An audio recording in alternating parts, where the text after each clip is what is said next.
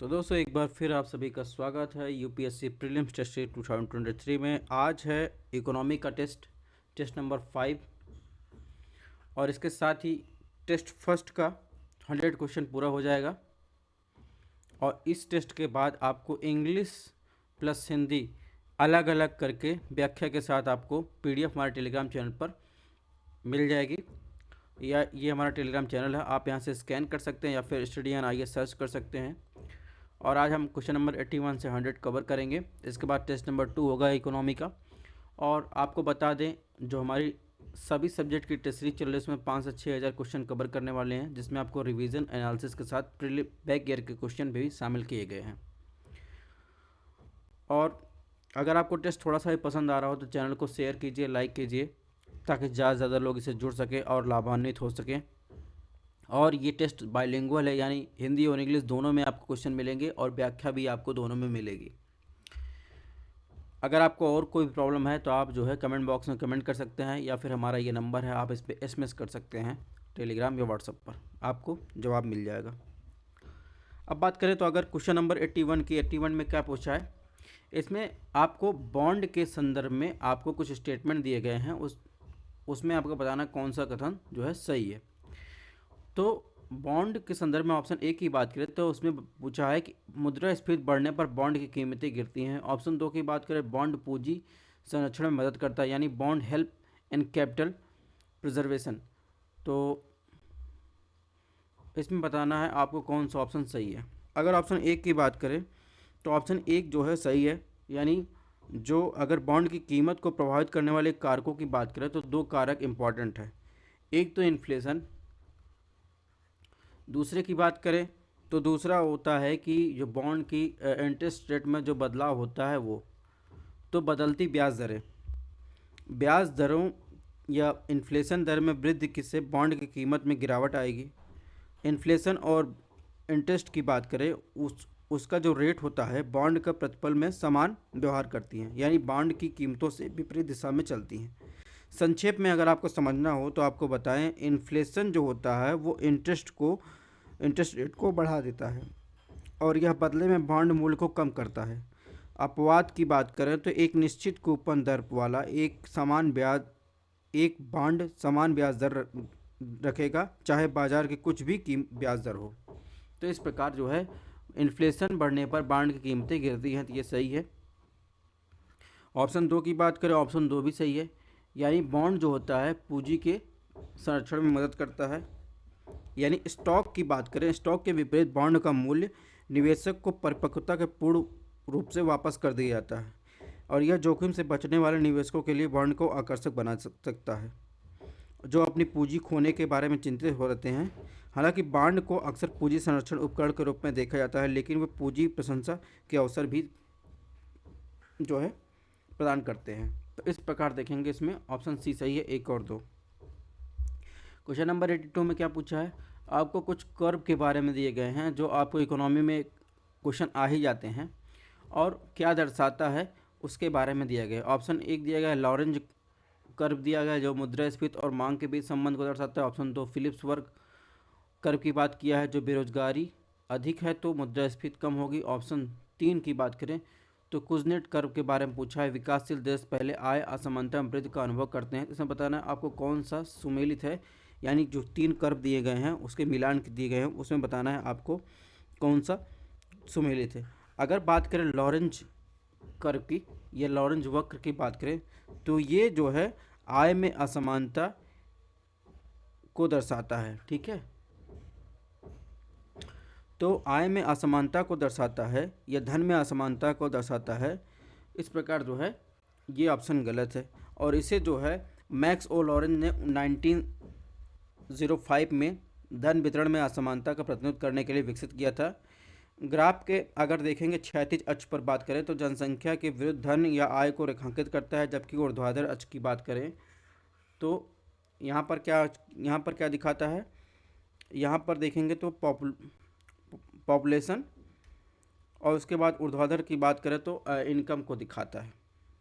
ठीक है, लॉरेंज जो कर्व होता है लोगों के बीच आय के वितरण को दिखाने में मदद करता है, उत्पादन के 2 या 2 से अधिक कारकों की तुलना करने में सक्षम बनता है और मजदूरी में बदलाव आय की असमानता को समझने में मदद करता है। तो कुल मिलाकर जो है ऑप्शन एक गलत है। ऑप्शन दो की बात करें और फिलिप्स कर्व की बात कर रहा है तो ये सही है। यानी फिलिप्स कर्व जो है इन्फ्लेशन की रेट और बेरोजगारी की दर के बीच जो है व्युत्क्रमानुपाती समन्वय दिखाता है।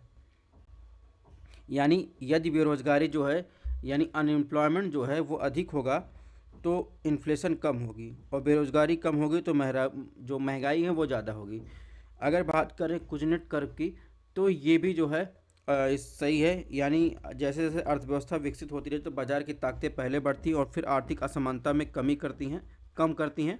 कुजनेट जो कि उल्टी यू परिकल्पना का अर्थ है, इसका मतलब होता है कि आर्थिक विकास पहले आय असमानता को खराब करता है, बाद में आर्थिक विकास उच्च स्तर पर इसे सुधारता है। ठीक है, कुल मिलाकर इसमें जो है 2 और 3 सुमेलित हैं, तो ऑप्शन बी सही होगा। क्वेश्चन नंबर 83 की बात करें, इसमें क्या पूछा है, यानी इसमें पूछा है डिमांड पुल इन्फ्लेशन के बारे में पूछा है, यानी मांग आधारित इन्फ्लेशन के बारे में पूछा है। ऑप्शन एक, मुद्रा के मूल्य ह्रास से आयात सस्ता होता है। ऑप्शन दो, अगर अर्थव्यवस्था बहुत तेज़ी से बढ़ रही है तो मांग आधारित इन्फ्लेशन हो सकती है। ऑप्शन तीन की बात करें, रोजगार में कमी से मांग आधारित इन्फ्लेशन की स्थिति हो सकती है। तो कौन सा कथन गलत है आपको बताना। डिमांड पुल इन्फ्लेशन के बारे में आपसे पूछा है।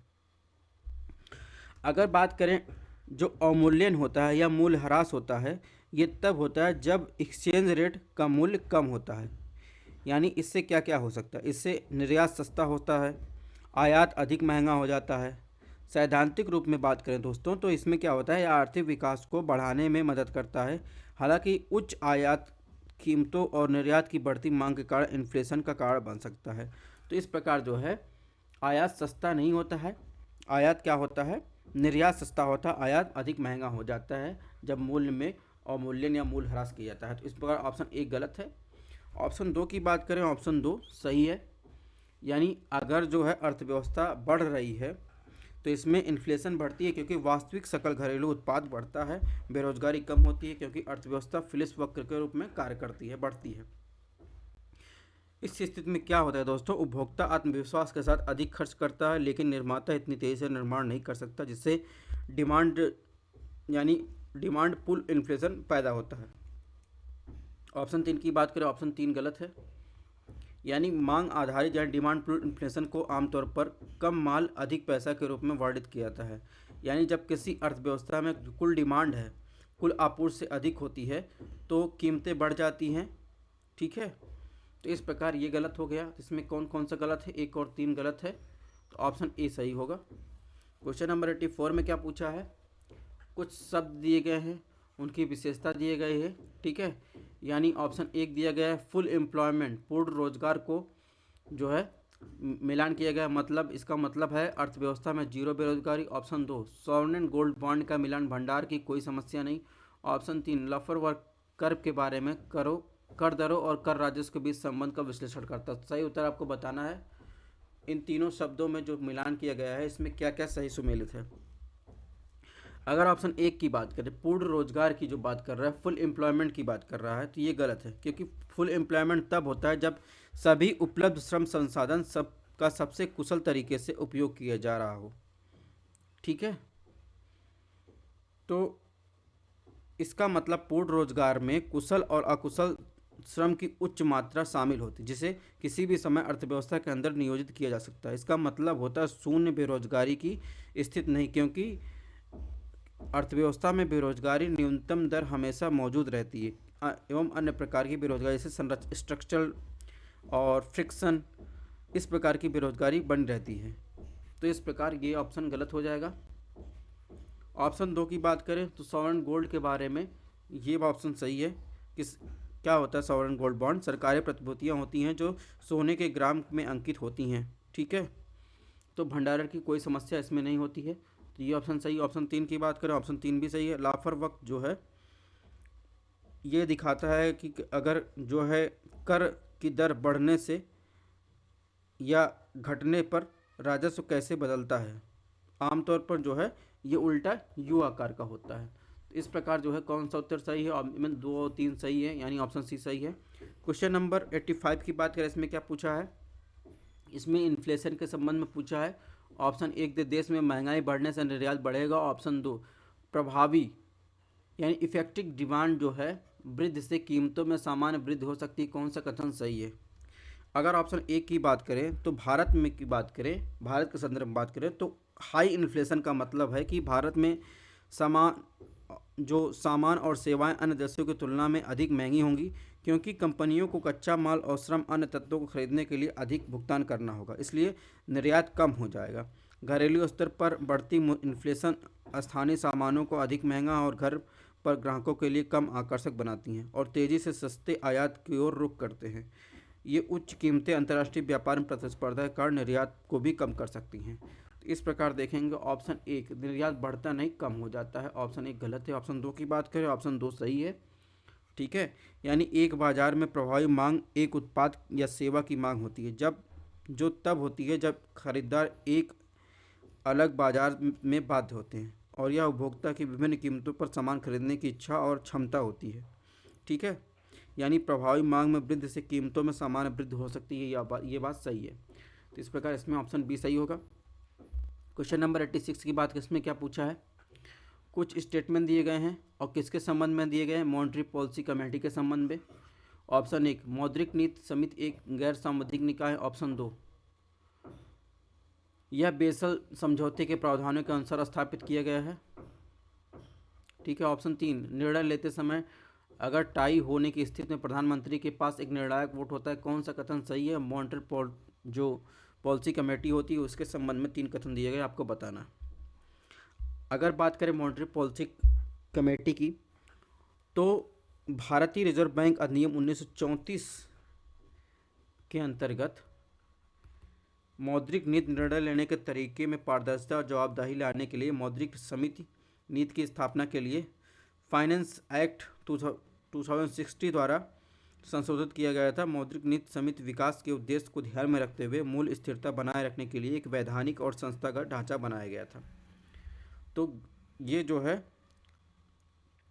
गलत है, यानी एक गैर संवैधानिक निकाय है, ये बात जो है गलत है।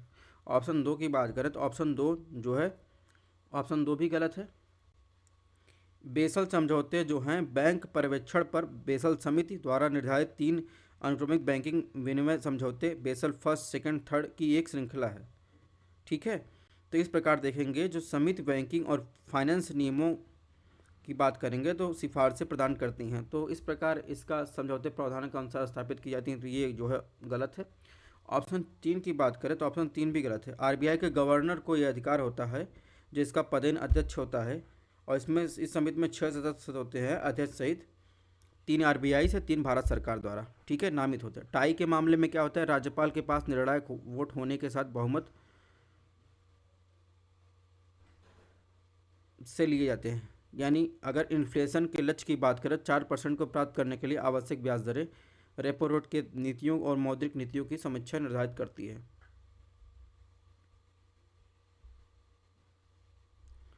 तो कुल मिलाकर जो है इसमें तीनों ऑप्शन सही गलत हैं, यानी ऑप्शन डी सही होगा, उपयुक्त में से कोई नहीं सही है। क्वेश्चन नंबर 87 की बात करें, इन्फ्लेशन की बात कर रहा है, यानी सॉरी, मुद्रा की पूर्ति वही रहती है जब मुद्रा की मांग में कमी होती तो होगा। इसमें 4 कथन दिए गए हैं। इसमें पूछा है कि मुद्रा की पूर्ति वही रहती है जब मुद्रा की मांग में कमी होती है तो होगा, यानी क्या होगा? कीमतों में कीमती स्तर में गिरावट, ब्याज दर में वृद्धि, ब्याज दर में कमी, आय और रोजगार स्तर में वृद्धि। तो इसमें देखेंगे जब इन मनी की मांग घटती है यानी मुद्रा की, तो मुद्रा का मांग वक्र बाईं ओर खिसक जाता है और जिससे ब्याज दर कम हो जाती है, और कम ब्याज दर का वातावरण भौतिक और वित्तीय दोनों संपत्तियों के निवेश के लिए पैसे उधार लेने सस्ता बनाकर आर्थिक विकास को प्रोत्साहित करता है। तो कुल मिलाकर जो इसमें होगा, मुद्रा की पूर्ति वही जब मुद्रा की मांग में कमी होती है तो क्या होगा? ब्याज दर में कमी आती है। ठीक है, क्वेश्चन नंबर 88 की बात करें, इसमें क्या पूछा है? यदि किसी अर्थव्यवस्था में रेपो रेट में कमी की जाती है तो यह होगा अर्थव्यवस्था में खपत में कमी, सरकार के कर संग्रह में वृद्धि, अर्थव्यवस्था में कुल रोजगार में वृद्धि, ब्याज दरों में कमी। अगर रेपो रेट की बात करें, अगर अर्थव्यवस्था में रेपो रेट कम हो जाती है तो क्या होता है? बैंक जो है ब्याज दरों में कमी हो जाती है, क्योंकि जब बैंक वाणिज्यिक बैंकों को आरबीआई के पास अपना परसेंटेज कम रखना पड़ेगा जो रेपो रेट निर्धारित किया जाता है, तो इससे क्या होगा, उनके पास और पैसा होगा तो वो रेट भी कम कर देते हैं। कुल मिलाकर इसमें क्या ब्याज दरों में कमी हो जाती है। और अगर बात करें रेपो दर क्या है, रेपो दर वह दर है जिस पर केंद्रीय बैंक वाणिज्यिक बैंकों को सरकारी सिक्योरिटी पर ऋण प्रदान करते हैं। यानी रेपो रेट में कमी का मतलब है इंडस्ट्री को कर्जदाताओं से सस्ती ब्याज दरों पर कर्ज मिल सकता है। इसके परिणामस्वरूप कम ब्याज लागत, अंततः क्या होगा, अंतिम उपभोक्ता के कारण वह सस्ती वस्तुएं प्राप्त हो सकती हैं।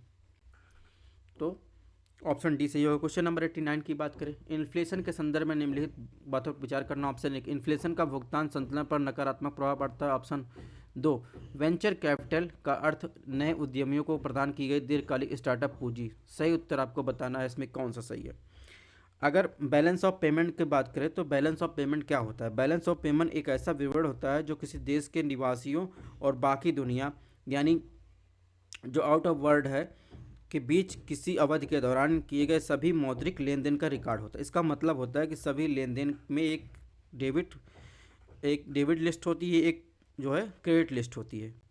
तो इन्फ्लेशन के कारण जो बैलेंस ऑफ पेमेंट जो है बिगड़ सकता है, क्योंकि घरेलू इन्फ्लेशन का आयात खर्च को प्रोत्साहित करते हैं और यह देखते हुए आयात अपेक्षाकृत सस्ता हो दिखाई देता है और निर्यात बिक्री को कम कर देता है, क्योंकि विदेशों में निर्यात अधिक महंगा होने लगता है। तो इस प्रकार देखेंगे ये ऑप्शन सही है। ऑप्शन दो की बात करें, ऑप्शन दो भी सही है। वेंचर कैपिटल फंड क्या होते हैं? निजी इक्विटी का एक रूप है और एक प्रकार का फाइनेंस है जो निवेशक स्टार्टअप कंपनियों और छोटे व्यवसायों को प्रदान करते हैं। तो इस प्रकार इसमें कुल मिलाकर ऑप्शन सी सही होगा, एक और दो। क्वेश्चन नंबर 90 की बात करें, इसमें क्या पूछा है?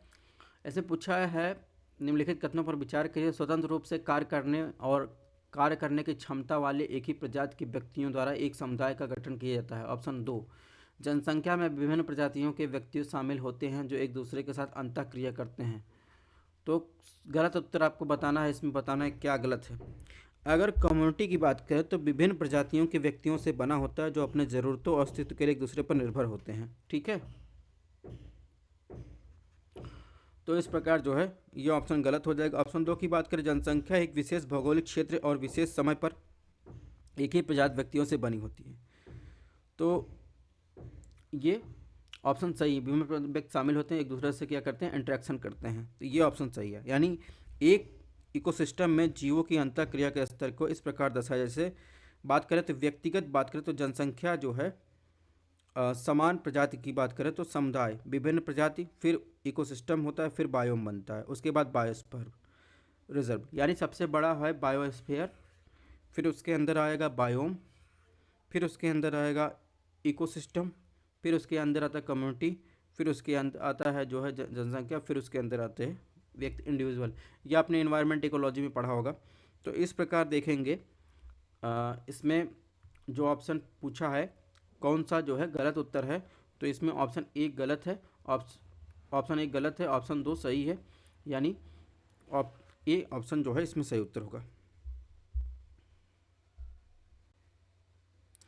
क्वेश्चन नंबर 91 की बात करें, इसमें 91 में क्या पूछा है? कई बायोम एक साथ मिलकर संपूर्ण इकोसिस्टम बनाते हैं। ऑप्शन दो, टुंड्रा बायोम में जो है इसमें पूछा, टुंड्रा बायोम में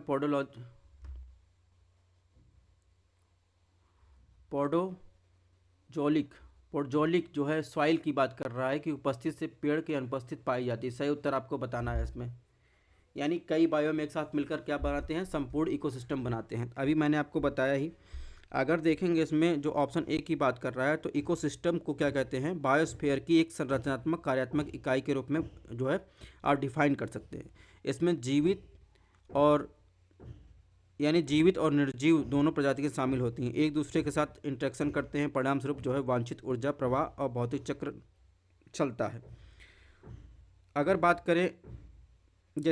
करें इकोसिस्टम को जो है स्थलीय और जलीय इकोसिस्टम में वर्गीकृत किया जाता है। स्थलीय इकोसिस्टम की बात करें उसमें क्या, उसको आगे बायोम के रूप में वर्गीकृत किया जाता है। इसलिए बायोम में एक बड़ा भौगोलिक क्षेत्र होता है जिसमें विभिन्न पौधे, पशु प्रजातियाँ, वर्षा, तापमान, आर्द्रता, मिट्टी आदि विशिष्ट परिस्थितियाँ एक दूसरे के साथ इंटरेक्शन करते हैं।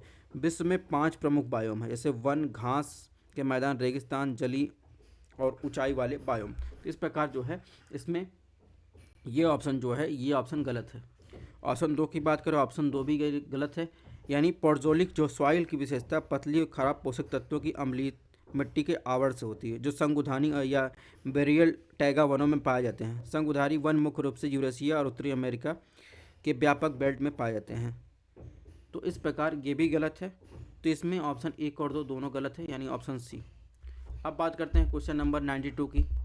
इसमें पूछा है निम्नलिखित कथनों पर विचार कीजिए। ऑप्शन एक, गैसीय चक्र इकोसिस्टम का ही पोषक चक्र है। ऑप्शन दो, जैव संचयन जैव आवर्धन अवसादी चक्रों से संबंधित होते हैं। सही उत्तर आपको चूज करना है। तो इसमें ऑप्शन एक की बात करेंगे तो पोषक चक्र पर्यावरण में जीवित प्राणियों के लिए पोषक तत्वों के चक्रीय संचालन को संबंधित करता है। यह पृथ्वी पर जीवन के अस्तित्व के लिए आवश्यक होता है। ठीक है, तो ये ऑप्शन सही है। अगर बात करें बायो अक्यूमुलेशन और बायो मैग्निफिकेशन की बात करें तो इसको इन्वायरमेंट इकोलॉजी में आपने पढ़ा होगा। तो बायो जो एक्यूमुलेशन होता है और बायो मैग्निफिकेशन होता है, इसके तात्पर्य होता है प्रदूषकों मुख्य रूप से गैर जो है बायो निम्नीकरण की बात करें तो एक पोषी स्तर से दूसरे पोषी स्तर में अंतर उच्च मात्रा में जीवों की ओर बढ़ना, जो उनके अस्तित्व के लिए हानिकारक होते हैं। अगर जैव संचयन की बात करें तो जैव संचयन क्या होता है, यानी बायो अक्यूमुलेशन क्या होता है, बढ़ती हुई सांद्रता के प्रदूषकों का पर्यावरण के खाद्य श्रृंखला में प्रवेश कर होना जैव संचय कहलाता है। अगर बायो मैग्निफिकेशन की बात करें तो खाद्य श्रृंखला में प्रदूषकों के एक पोषी स्तर दूसरे पोषी स्तर तक बढ़ना जो है जैव आवर्धन कहते हैं। तो इस प्रकार जो है ये जो है ऑप्शन दो गलत है, यानी इसमें पूछा है कौन सा सही उत्तर है, तो इसमें ऑप्शन एक सही उत्तर होगा। अब बात करते हैं क्वेश्चन नंबर 93 किसमें क्या पूछा है, स्पीसीज दी गई हैं और उसका मिलान दिया गया है। तो कौन सा गलत सुमेलित है, इसको आपने इन्वायरमेंट इकोलॉजी में पढ़ा होगा। इससे क्वेश्चन भी आते हैं, जैसे इसमें अगर कंपटीशन होता है तो इसमें हानि होती है पहली प्रजाति को, दूसरी प्रजाति अप्रभावित रहती है। अगर परभक्षण होगा तो पहली प्रजाति को हानि होगी, दूसरी प्रजाति को लाभ होगा। अगर बात करें तो सहभोजितत्व होगा, यानी दूसरी प्रजाति पहली प्रजाति को लाभ होगा, दूसरी प्रजाति को लाभ होगा। अगर बात करें जो एमएलजीएम होता है, दूसरी पहली प्रजाति को हानि होगी, दूसरी प्रजाति को लाभ होगा। इसमें आपको बताना है कौन सा सुमेलित है, यानी कंपटीशन के बारे में, प्रेडेशन के बारे में, कम्युनलिज्म के एमएलिज्म के बारे में आपको मिलान दिया गया है। इसमें बताना है कौन सा सुमेलित है। अगर बात करें जो कंपटीशन होता है विभिन्न जीवों के बीच परस्पर जो कंपटीशन होता है अपने अस्तित्व को बनाए रखने के लिए, तो एक प्रकार का इंटरेक्शन होता है जिसमें क्या करता है परस्पर क्रिया करने वाले दो प्रजातियों को नुकसान होता है। उदाहरण के लिए अगर बात करें एक ही सीमित संसाधन के लिए प्रतिस्पर्धा करने वाले दो अलग अलग प्रजातियां, तो इस प्रकार ऑप्शन एक की बात करें तो दोनों को ये नुकसान होता है, यानी पहला अगर हानि हो दूसरे को भी हानि होती है। तो ऑप्शन ए गलत है। अगर बात करें यानी अगर परभक्षण की बात करें, प्रेडेशन की बात करें, तो एक प्रकार का जैविक इंटरेक्शन जिसमें एक प्रजाति को क्या कहते हैं लाभ होता है, दूसरी प्रजाति को हानि होती है। तो ये सही है। ठीक है, एक लाभ होगा दूसरे को हानि होगी। ऑप्शन तीन की बात करें, कम्युनलिज्म की बात करें या फिर सहभोजत्व की बात करें, तो ऑप्शन एक गलत, सॉरी ये ऑप्शन गलत है, क्योंकि सहभोजवाद में एक प्रजाति का लाभ शामिल होता है जबकि दूसरे प्रभावित नहीं होता, जैसे गाय का गोबर और भृंग। तो इस प्रकार जो है एक को क्या होगा लाभ होगा, दूसरा अप्रभावित रहेगा। तो इस प्रकार ऑप्शन तीन भी गलत है। ऑप्शन चार की बात करें, चार गलत है। यानी एमएलिज्म की बात करें तो एक प्रकार का जैविक इंटरेक्शन होता है जहाँ एक ही प्रजाति नकारात्मक रूप से प्रभावित हो जबकि दूसरी प्रभावित नहीं होती। यानी जैसे अगर एक एरिया है उसमें झाड़ झंखाड़ और पेड़ हैं तो दोनों एक दूसरे से जो है प्रभावित नहीं होते। तो कुल मिलाकर इसमें जो है ऑप्शन बी जो है इसमें कौन सा गलत है, यानी एक दो चार, एक दो तीन चार, सॉरी इसमें पूछा है कौन सा गलत है, तो इसमें ऑप्शन एक गलत है, ऑप्शन तीन गलत है, ऑप्शन चार गलत है। तो इस प्रकार जो है ऑप्शन बी इसमें सही होगा। अब बात करते हैं क्वेश्चन नंबर 94 की। तो इसमें पूछा है निम्नलिखित कथनों पर विचार कीजिए। ऑप्शन एक है सवाना जलवायु में विशिष्ट वर्षा ऋतुओं के साथ वैकल्पिक शुष्क और गीला मौसम होता है। ऑप्शन दो कर्नाटक तेलंगाना कुछ हिस्से में सवाना विशेषताओं को दर्शाते हैं। ऑप्शन तीन गर्म दिन और ठंडी रातें सवाना की महत्वपूर्ण विशेषताएं हैं। ऑप्शन 4, स्टेपीज को बिग गेम्स की भूमि रूप में जाना जाता है। तो सही उत्तर आपको बताना है। अगर ऑप्शन ए की बात करें, सवाना क्या होता है? सवाना क्लाइमेट में मानसूनी जलवायु की तरह एक वैकल्पिक शुष्क और गीला मौसम होता है, लेकिन कम वर्षा वार्षिक वर्षा कम होती है। इसके अलावा मानसूनी जलवायु की तरह विशिष्ट बरसात का मौसम मौजूद नहीं होता। सवाना में क्या एक विशेषता और आपको ध्यान रखना, सवाना में आपको बड़े पेड़ों के साथ घास के मैदान भी पाए जाते हैं। स्टेपी में सिर्फ आपको जो है शुष्क मौसम में जो है घास के छोटी छोटी झाड़ियाँ पाई जाती हैं। तो इस प्रकार देखेंगे तो इसमें सवाना में विशिष्ट जलवायु वर्षा ऋतुओं के साथ वैकल्पिक शुष्क गीला मौसम होता है। ये गलत है, क्योंकि इस आपको बता दें कि इसमें मानसूनी जलवायु की तरह विशिष्ट बरसात का मौसम नहीं होता। ऑप्शन 2 की बात करें, ऑप्शन 2 सही है, क्योंकि भारत में उत्तरी कर्नाटक, दक्षिणी महाराष्ट्र, तेलंगाना के हिस्से में सवाना क्लाइमेट की विशेषताएं दिखाई देते हैं। ऑप्शन 3 की बात करें, ऑप्शन 3 सही है। सवाना की ये एक अन्य महत्वपूर्ण विशेषता है कि तापमान की चरम जो दैनिक सीमा है उसमें दिन गर्म रातें ठंडी होती है। ठीक है। ऑप्शन 4 की बात करें, ऑप्शन 4 गलत है। सवाना को बड़े लोगों की भूमि के रूप में जाना जाता है, क्योंकि इस क्षेत्र में हर साल बड़ी संख्या में जानवर फंस जाते हैं और मारे जाते हैं। तो इस प्रकार देखेंगे ऑप्शन बी इसमें जो है सही होगा, 2 और 3। क्वेश्चन नंबर 95 की बात करें, इसमें क्या पूछा है? लद्दाख के ठंडे मरुस्थलीय क्षेत्रों में वर्षा की कमी हिमालय द्वारा मानसूनी हवाओं पर वर्षा छाया प्रभाव के कारण होती है। ऑप्शन 2 की बात करें, ठंडे मरुस्थलीय क्षेत्र में मिट्टी अच्छी जल धारण क्षमता के साथ क्षारीय होती है। तो आपको बताना कौन सा उत्तर सही है। अगर बात करें लद्दाख, तो लद्दाख जो है ग्रेट हिमालय में स्थित एक ठंडा रेगिस्तान है। तो ग्रेट हिमालय के नॉर्थ में जाएंगे तो हिमालय का भाग तो नहीं है, लेकिन वो ग्रेट हिमालय के आप नॉर्थ में जाएंगे उसमें ठंडा कोल्ड। आपको पता है रेगिस्तान 2 टाइप के होते हैं, एक कोल्ड होता है, एक हॉट होता है। तो ये लद्दाख क्या कोल्ड डेजर्ट है। और काराकोरम श्रेणी जो है इसके उत्तर में स्थित है। ये लद्दाख रेंज हो गया, इसके ऊपर जो है काराकोरम श्रेणी। तो ठीक है। जबकि दक्षिण में अगर आएंगे तो दक्षिण में क्या है, जांस्कर श्रेणी है। ठीक है। और ये जो है हिमालय यानी ग्रेट हिमालय के जो है शैडो रीजन में आता है, वृक्ष छाया क्षेत्र में आता है। वृक्ष छाया क्षेत्र का कॉन्सेप्ट हम एक बार समझा चुके हैं। सपोज ये पर्वत है, यहाँ पर ओशियन, यहाँ से जो है हवाएं चली नमी लेकर, जैसे जैसे ऊपर गए हवा ठंडी हुई, वर्षा हुआ। इसके बाद वर्षा हुआ तो इसमें नमी खत्म हो गई, जब से हवाएं इधर से उतरने लगेंगे तो इसमें नमी की मात्रा कम हो गई, तो ये वृक्ष छाया क्षेत्र में आएगा। वैसे ही ग्रेट हिमालय के बाद जब इधर आएंगे तो ये जो लद्दाख वाला रीजन है ये वृक्ष छाया क्षेत्र में आता है। तो कुल मिलाकर जो है ऑप्शन 1 की बात करें तो यहाँ जो है लद्दाख में बहुत कम वर्षा होती है और ये वृक्ष छाया क्षेत्र में आता है। तो ऑप्शन 1 सही है। ऑप्शन 2 की बात करें, ऑप्शन 2 गलत है। यानी जो कोल्ड डेजर्ट क्षेत्र है उसमें जो देखेंगे तो मिट्टी की अम्लीयता होती है, क्योंकि यहाँ कम नमी वाले और पोषक तत्वों से भरपूर होती हैं, बहुत कम या बिल्कुल भी कार्बनिक पदार्थ नहीं होते। तो इस प्रकार जो है क्षारीय नहीं अम्लीय होती है। तो इसमें जो है ये ऑप्शन गलत है, इसमें ऑप्शन 1 जो है सही होगा। क्वेश्चन नंबर 96 में क्या पूछा है? 96 में पूछा है ओजोन के संबंध में, यह जमीनी स्तर पर नहीं बन सकती, केवल जो है प्रकृति में या प्राकृतिक रूप में से बनती है। ऑप्शन 2, यह प्रकाश रासायनिक स्मॉग का निर्माण में प्रमुख घटक के रूप में कार्य करती है। अगर वैसे ओजोन की बात करें, ओजोन गैस की, तो वो प्राकृतिक रूप में आपको कहाँ स्ट्रेटोस्फेयर यानी स्ट्रेटोस्फेयर में पाया जाता है। और इसमें जो ऑप्शन 1 पूछा है तो ओजोन जो होता है प्राकृतिक रूप में, जैसे मैंने बताया कि वायुमंडल की ऊपरी परतों में पाई जाती है। ठीक है। लेकिन अगर बात करें तो ओजोन जो है यह जमीन पर भी बनती है। ठीक है।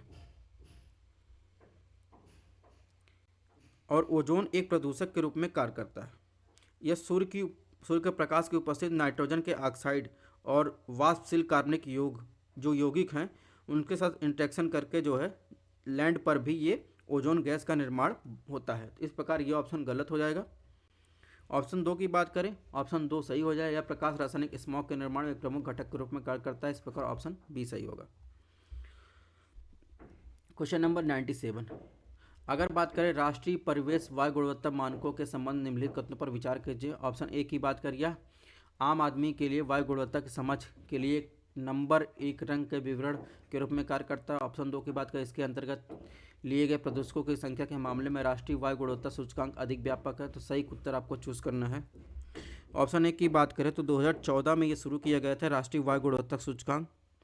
आसपास के क्षेत्रों में आम आदमी के लिए वायु गुणवत्ता की समझ के लिए एक नंबर एक रंग की विवरण के रूप में कार्य करता है। इसमें 8 प्रदूषक शामिल हैं। ठीक है,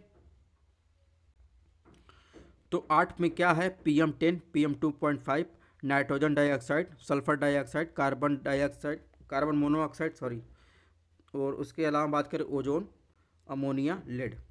ठीक है, तो इस प्रकार जो है ऑप्शन एक की बात करें तो ऑप्शन एक जो है गलत है।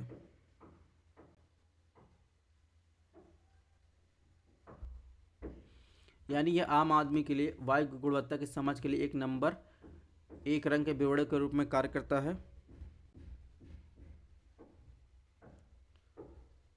ऑप्शन दो की बात करें तो ये भी गलत है।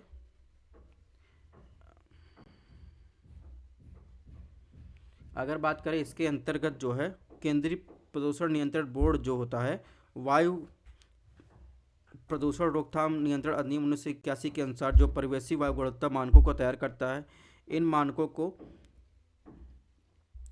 को देखेंगे तो किसके द्वारा तैयार किया जाता है? इन मानकों को जो है जो CPCB होता है 1994 और बाद में 2009 में संशोधन किया गया और इसमें 12 प्रदूषकों का एक समूह शामिल किया गया। ये राष्ट्रीय स्तर पर वायु गुणवत्ता सूचकांक को अधिक व्यापक और प्रदूषक बन इसमें बात करें जैसे मैंने बताई कौन कौन से प्रदूषक शामिल हैं। तो कुल मिलाकर इसमें जो ऑप्शन सही होगा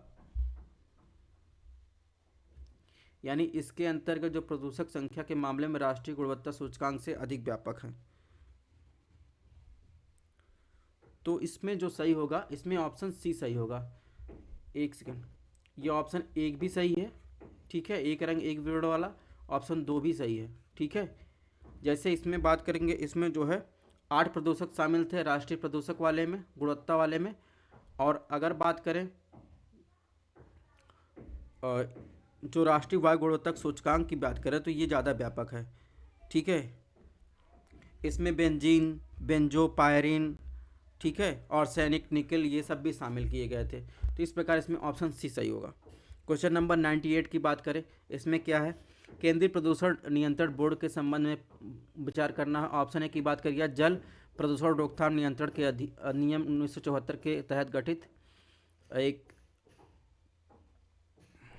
जो मोफी और सीसी के एक अधीन एक वैधानिक निकाय है। ऑप्शन दो की बात करें तो मिनिस्ट्री ऑफ जो इन्वायरमेंट की बात करें और सीसी के निर्देशक तैयार की गई क्रमिक अनुक्रिया कार्य योजना यानी ग्रेडेड रिस्पांस एक्शन प्लान के कार्यान्वयन का पूर्वानुमान लगाता है। तो सही उत्तर आपको बताना है जो केंद्रीय प्रदूषण नियंत्रण बोर्ड के बारे में। तो अगर बात करें केंद्रीय प्रदूषण नियंत्रण बोर्ड तो ये जो है जल प्रदूषण की रोकथाम नियंत्रण अधिनियम 1974 के तहत एक वैधानिक निकाय है। इसे वायु प्रदूषण की रोकथाम अधिनियम 1981 के तहत जो है शक्तियाँ और कार्य सौंपे गए हैं। अगर केंद्रीय प्रदूषण नियंत्रण बोर्ड के कार्य की बात करें तो जल प्रदूषण की रोकथाम नियंत्रण उपसमन द्वारा राज्य के विभिन्न क्षेत्रों के नालों कुओं की सफाई को बढ़ावा देना, वायु की गुणवत्ता में सुधार, वायु प्रदूषण को रोकने के नियंत्रित काम करना। तो इस प्रकार जो है ऑप्शन एक सही है। ऑप्शन दो की बात करें, ऑप्शन दो गलत है। यानी राष्ट्रीय राजधानी क्षेत्र दिल्ली में वायु की गुणवत्ता के संबंध में MC मेहता बनाम भारत संघ मामले में 2016 में जो सुप्रीम कोर्ट ने आदेश के अनुसरण में विभिन्न वायु गुणवत्ता सूचकांक यानी जो QI होता है के तहत कार्यान्वयन के लिए ग्रेडेड रिस्पांस एक्शन प्लान तैयार किया गया था। राष्ट्रीय वायु गुणवत्ता सूचकांक के अनुसार मध्यम और गरीब बहुत खराब गंभीर श्रेणियाँ हैं। गंभीर या आपातकालीन की एक नई श्रेणी जोड़ी गई थी। तो कुल मिलाकर अगर बात करेंगे तो पर्यावरण वन जलवायु परिवर्तन मंत्रालय ने पर्यावरण प्रदूषण प्राधिकरण के माध्यम से ग्रेडेड रिस्पांस एक्शन प्लान के कार्यान्वयन के लिए अधिसूचित किया है, ना कि केंद्रीय प्रदूषण नियंत्रण बोर्ड के माध्यम से। तो इसमें जो है ऑप्शन ए केवल एक सही होगा। अब बात करें क्वेश्चन नंबर 99 की। इसमें पूछा है अंतर्राष्ट्रीय अक्षय ऊर्जा एजेंसी एक संयुक्त राष्ट्र निकाय है जो देश के एक अस्थायी स्टेबल भविष्य में स्थानांतरण के लिए समर्थन करता है। ऑप्शन दो की बात करें इसकी सदस्य संयुक्त राष्ट्र के सभी सदस्यों के लिए खुली है। ऑप्शन तीन की बात करें अक्षय ऊर्जा मानचित्र देशों द्वारा अक्षय प्रौद्योगिकी को अपनाने को बढ़ावा देने के लिए अंतर्राष्ट्रीय अक्षय ऊर्जा एजेंसी की एक पहल है। तो सही उत्तर आपको चूज़ करना है। अगर ऑप्शन एक की बात करें तो ऑप्शन एक जो है सही है, ठीक है। यानी अंतर्राष्ट्रीय अक्षय ऊर्जा एजेंसी एक अंतर सरकारी संगठन है जो देशों को एक अस्थायी ऊर्जा भविष्य के हस्तांतरण के लिए समर्थन करता है। संयुक्त राष्ट्र का हिस्सा नहीं है, ठीक है। तो अगर संयुक्त राष्ट्र का हिस्सा नहीं है तो ये ऑप्शन गलत हो जाएगा, स्लिप ऑफ टंग हो गया। तो ये संयुक्त राष्ट्र का हिस्सा नहीं है तो ऑप्शन एक गलत हो जाएगा।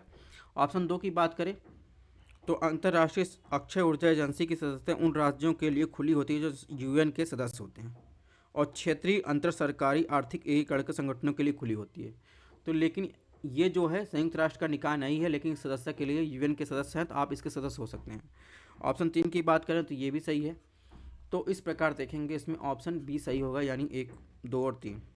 क्वेश्चन नंबर 100 की बात किसमें क्या पूछा है, पीएम कुसुम योजना के बारे में पूछा है। ऑप्शन एक दिया, इसका लक्ष्य 2022 तक लगभग 2500 गीगावाट के सौर और अन्य नवीकरणीय ऊर्जा को जोड़ना। ऑप्शन दो है, विद्युत मंत्रालय इस योजना का मुख्य कार्यान्वयन एजेंसी है।